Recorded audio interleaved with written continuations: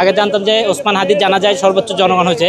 এই পরিবার এই যে জানাজা হয়েছে, এই জানাজা পৃথিবীতে আর কারো হবে কিনা। বেগম জিয়া আলমদের ভালোবাসতেন এবং আলমদের শ্রদ্ধা করতেন।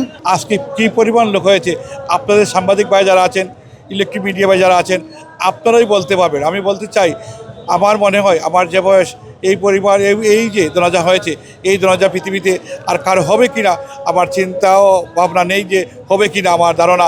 এবং আমাদের বিএনপির ভারপ্রাপ্ত চেয়ারম্যান যেদিন এসেছিলেন সেদিনও আপনাদের ধারণা আছে কী পরিমাণ লোক হয়েছে, কী পরিমাণ লোক হয়েছে।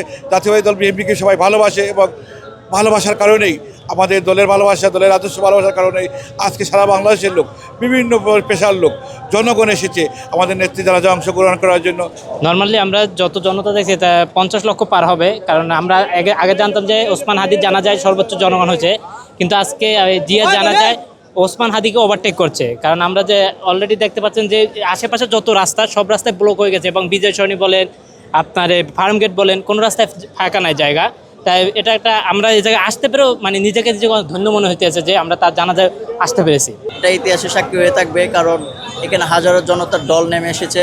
মানুষ ওই আগারগাঁও থেকে খামারবাড়ি পর্যন্ত থেকে মানুষ দাঁড়াবার একদম জায়গা ছিল না, অনেক কষ্ট করে অনেকেই তো জানাজায় অংশগ্রহণ করতে পারে না শুধু জায়গার জন্য।